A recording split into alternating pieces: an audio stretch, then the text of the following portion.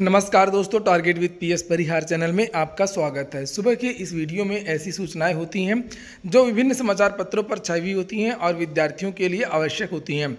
तो आइए शुरू करते हैं और देख लेते हैं कि आज के समाचार पत्रों में ऐसी कौन कौन सी सूचनाएं हैं। तो वीडियो को जल्दी से लाइक कर दें, शेयर कर दें। जिन छात्रों ने चैनल को अभी भी सब्सक्राइब न किया हो तो जल्दी से सब्सक्राइब कर लें ताकि आप लोगों को भी इसी तरह की ऑथेंटिक अपडेट्स मिलती रहें। सबसे पहली सूचना है लॉकडाउन की। लिखा है लखनऊ समेत 5 शहरों में तालाबंदी के इलाहाबाद उच्च न्यायालय के आदेश के बाद प्रदेश सरकार ने स्थिति स्पष्ट कर दी और कहा कि यूपी में फिलहाल पूर्ण लॉकडाउन नहीं।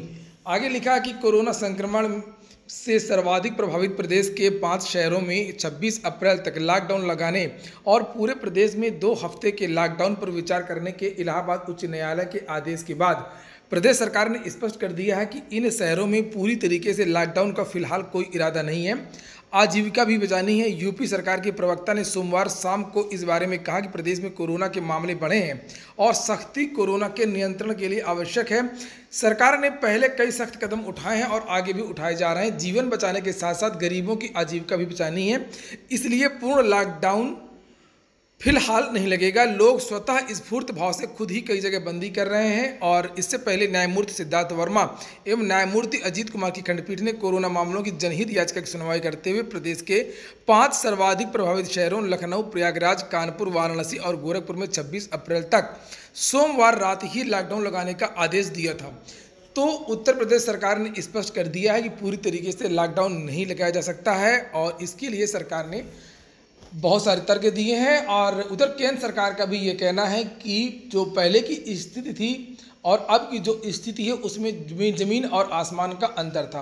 पहले सरकार के पास लॉकडाउन के अलावा कोई विकल्प नहीं था, क्योंकि सरकार को बीमारी के बारे में ज़्यादा जानकारी नहीं थी, सरकार के पास उतने संसाधन नहीं थे, सरकार के पास वैक्सीन नहीं थी, सरकार के पास दवाइयाँ भी नहीं थी। लेकिन अब सरकार के पास सभी चीज़ें उपलब्ध हैं, इसलिए अभी लॉकडाउन नहीं लगाया जाएगा। अगर प्रयागराज की बात करें तो बहुत सारे व्यापारी ऐसे हैं जिन्होंने अपने आप जो है बंदी कर रखी है, दुकानों को बंद कर दिया है। लिखा है कि फिलहाल जो इसकी अगली सुनवाई है वो 26 अप्रैल को होगी। न्यायपालिका में लॉकडाउन की जिम्मेदारी जो है कोर्ट ने उन्हीं पर छोड़ी है। और यहाँ पर मुख्यमंत्री के बारे में भी लिखा है कि मुख्यमंत्री ने पीएम को कोरोना पर उठाए गए कदमों की जानकारी दी है। प्रधानमंत्री नरेंद्र मोदी ने सोमवार को मुख्यमंत्री योगी आदित्यनाथ से बात करके यूपी में कोविड-19 की स्थिति के बारे में जानकारी ली।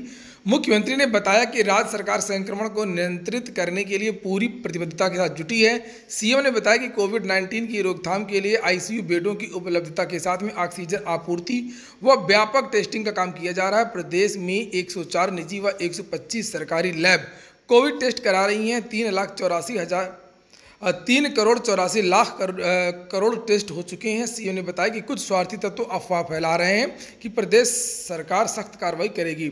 यहीं पर आगे लिखा हुआ कि यूपी में 167 जानें चली गई हैं। बेकाबू होते जा रहे कोरोना संक्रमण ने बीते 24 घंटों में प्रदेश में 167 जिंदगियां छीन ली हैं। इस अवधि में राज्य में कोरोना संक्रमितों के 28,287 नए मामले आ गए हैं। राज्य में अब कोरोना के सक्रिय मरीजों की संख्या लगभग 2,08,523 हो गई है। लखनऊ में भी 22 मौतें हुई हैं। इसी को लेकर के और भी समाचार पत्रों में बहुत सारी सूचनाएं हैं, लेकिन लिखा हुआ है हाईकोर्ट ने लॉकडाउन लगाने के लिए कहा, सरकार ने कर दिया इनकार। और वही बातें इसमें भी लिखी हुई हैं कि हाईकोर्ट ने उत्तर प्रदेश के 5 शहरों पर लॉकडाउन लगाने के लिए कहा है। साथ ही पूरे प्रदेश में 2 हफ्ते के लिए पूर्ण लॉकडाउन का भी निर्देश दिया था, लेकिन सरकार ने इससे इनकार कर दिया है। सरकार की ओर से कहा गया है कि हालात नियंत्रित करने के लिए सख्ती की जा रही है, जीवन के साथ लोगों की आजीविका भी बचानी है। लेकिन फिलहाल कुछ राज्यों में लॉकडाउन लग गया है। जैसे यहाँ पर लिखा हुआ कि दिल्ली में 26 तारीख तक लॉकडाउन। मुख्यमंत्री बोले ध्वस्त स्वास्थ्य सेवाओं के कारण मजबूरन लगानी पड़ी पाबंदियां। लॉकडाउन के सिवा कोई विकल्प नहीं है और बहुत सारी चीज़ों पर अब पाबंदी लग गई है। राजधानी के सभी स्कूल भी आज से बंद कर दिए गए हैं और एक दिन में दिल्ली में 23,686 लोग संक्रमित पाए गए हैं। कुल मिलाकर के सरकार ने स्पष्ट कर दिया है कि जो अफवाहें लगातार उड़ रही थी कि उत्तर प्रदेश में 1 या 2 दिन में लॉकडाउन लग जाएगा या लग गया है, तो ऐसी कोई बात नहीं है। सरकार की कोई भी मंशा अभी लॉकडाउन की नहीं है। लेकिन आने वाले दिनों में आप लोगों को कुछ और भी सख्ती सरकार की तरफ से देखने को मिल सकती है। लिखा है इलाहाबाद हाईकोर्ट ने कोरोना संक्रमण की विस्फोटक स्थिति देखते हुए भले ही अधिक प्रभावित 5 जिलों में लॉकडाउन लगाने का निर्देश दिया है, लेकिन प्रदेश सरकार फिलहाल इसके लिए अभी तैयार नहीं है। अगली सूचना है इलाहाबाद हाई कोर्ट भर्ती की, जिसके बारे में मैंने कल एक वीडियो बनाया था और आप लोगों से बताया था कि सिंगल बेंच का जो ऑर्डर है उसको डबल बेंच ने पलट दिया है। 2014-15 की ये भर्ती थी जिसमें टाइपिंग को लेकर के विवाद हो गया था। छात्रों को ये बताया नहीं गया था कि किस फॉन्ट पर टाइपिंग होनी है। विद्यार्थी जब टाइपिंग देने गए तो अचानक से उनसे मंगल फॉन्ट पर टाइपिंग करवा दी गई। बहुत सारे विद्यार्थी तैयार नहीं थे और उनका पेपर खराब हो गया। और भी बहुत सारी अनियमितता थी इस भर्ती पर। अनियमितता यह थी कि कोई मिनिमम कट ऑफ नहीं था। जिनके 0 नंबर थे टाइपिंग में वो विद्यार्थी भी चयनित हो गए स्टेनोग्राफर में और जूनियर असिस्टेंट की भर्ती में।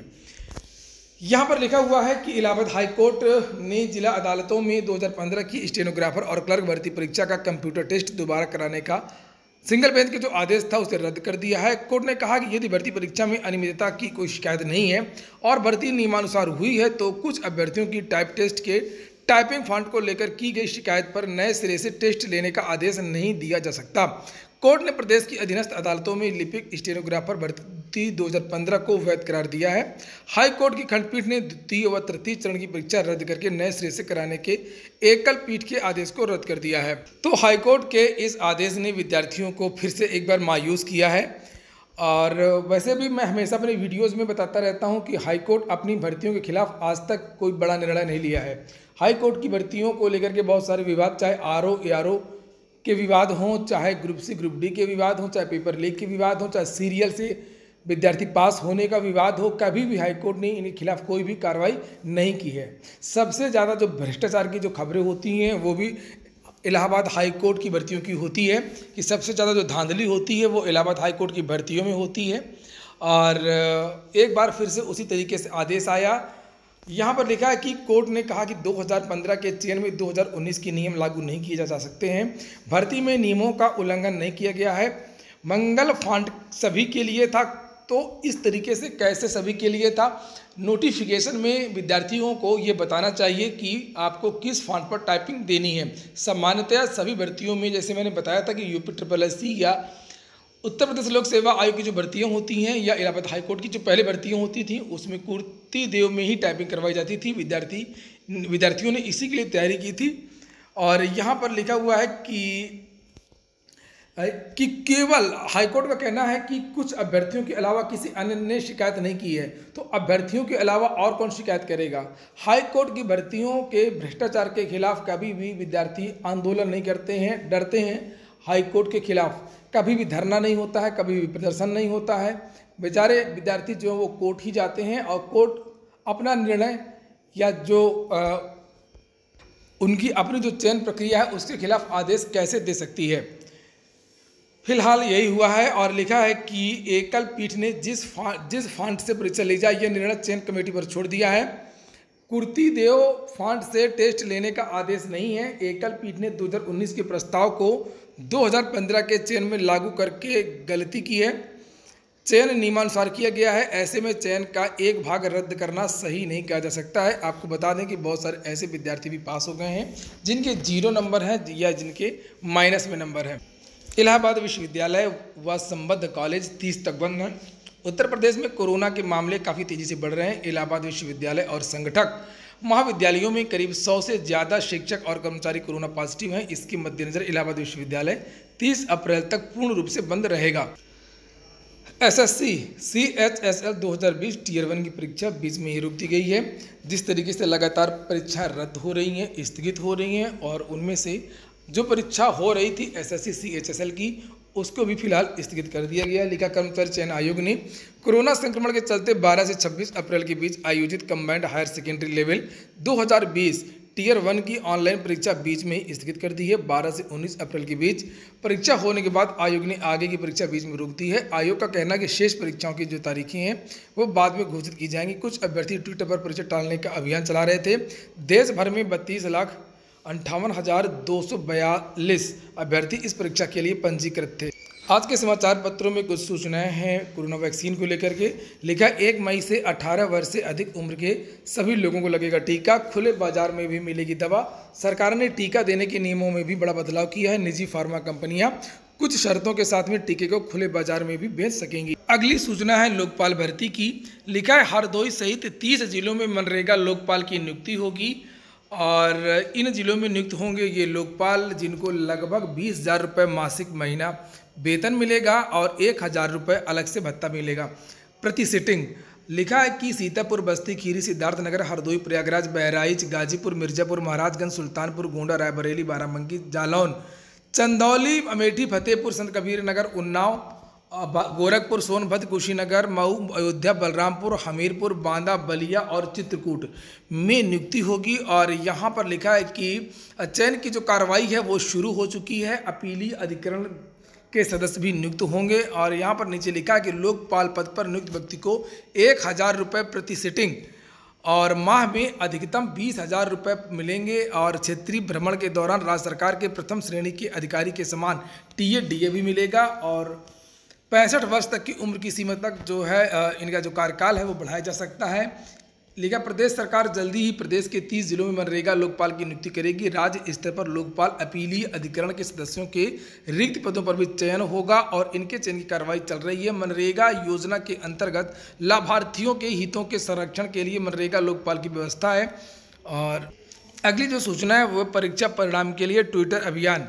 Combined higher secondary level 2018 skill test CGL tier 3 CHSL 2019 tier 2 का परिणाम लंबित है और विद्यार्थी परिणाम की मांग कर रहे हैं। कर्मचारी चयन आयोग की लंबित परीक्षाओं के परिणाम घोषित करने के लिए अभ्यर्थियों ने ट्विटर पर अभियान किया है। अभ्यर्थियों की ओर से परिणाम घोषित करने की मांग को लेकर के अब तक #SSC रिजल्ट स्टेटस के साथ लगभग 1.5 लाख ट्वीट किए जा चुके हैं।